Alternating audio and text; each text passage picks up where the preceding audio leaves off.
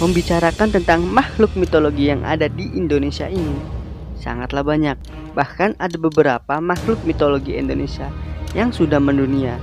Misalkan Gatot Kaca.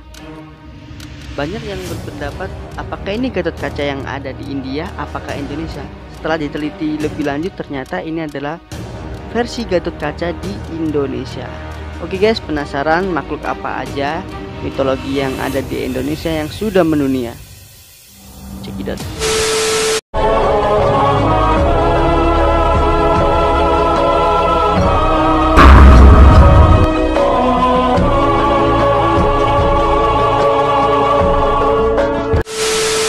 Halo guys, balik lagi sama aku Erwin di channel YouTube @tiwila. Oke guys, untuk kalian yang suka video seperti ini membahas alam, dunia, sejarah dan misterius atau konspirasi, jangan lupa subscribe-nya. Kita akan membahas 10 dulu ya, 10 makhluk mitologi di Indonesia yang sudah dikenal di seluruh dunia. Contohnya seperti Gatot Kaca. Yang pertama ada Gatot Kaca.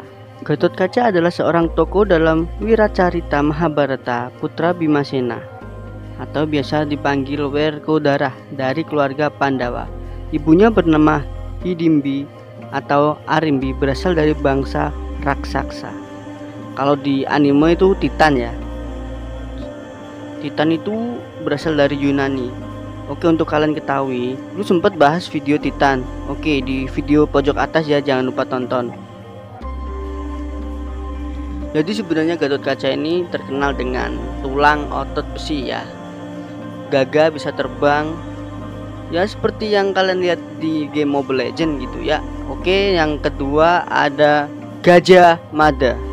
Gajah Mada adalah seorang panglima perang dan mahapati yang merupakan tokoh yang sangat berpengaruh pada zaman kerajaan Majapahit.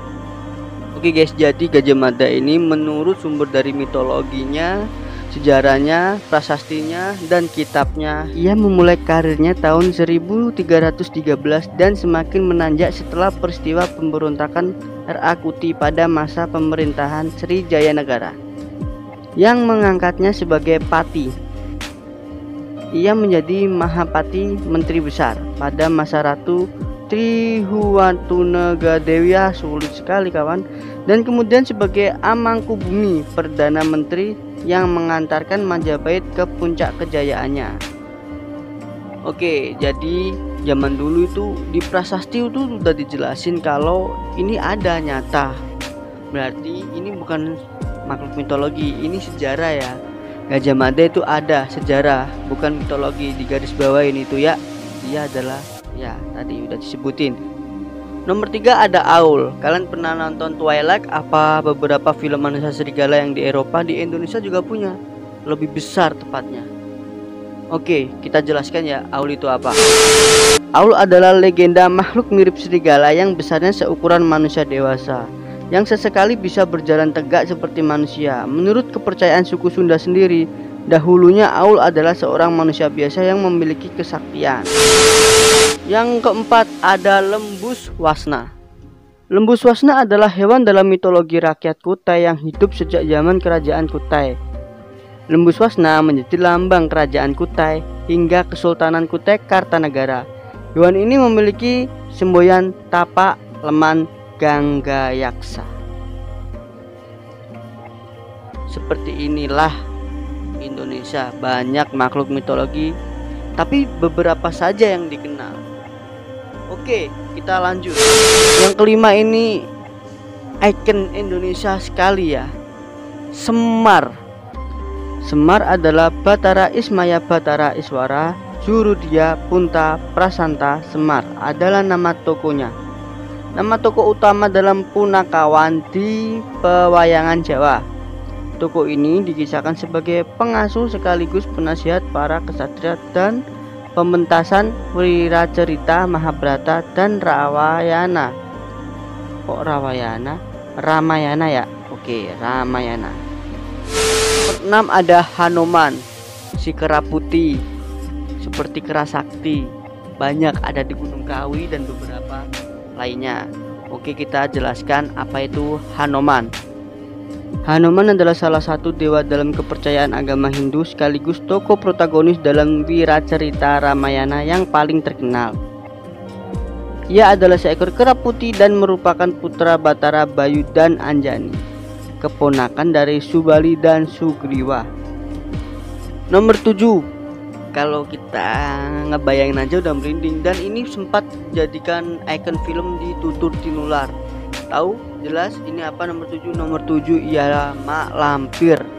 Mak Lampir dengan nama sebenarnya adalah Siti Lampir Maimunah, merupakan legenda yang berasal dari Sumatera Barat. Ada beberapa kisah dari legenda Mak Lampir yang beredar di tengah masyarakat Indonesia. Awal mula kisah Mak Lampir berasal dari sebuah legenda di Sumatera Barat, yang di sana terdapat Gunung Merapi, namun diadaptasi hingga menjadi cerita Jawa.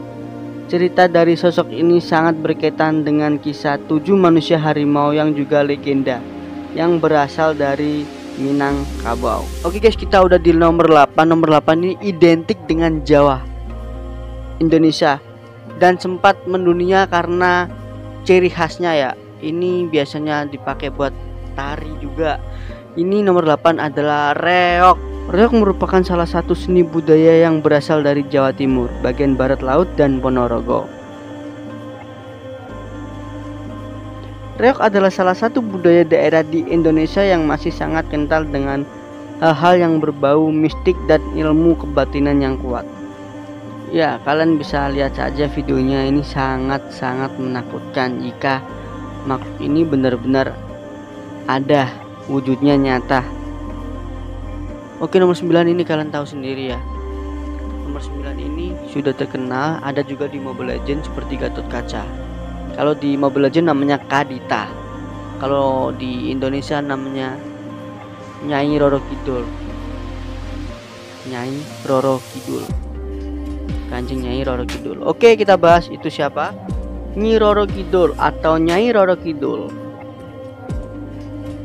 adalah sesosok roh atau dewi legendaris di Indonesia yang mempunyai kekuatan magic, mengendalikan air bencana di lautan selatan.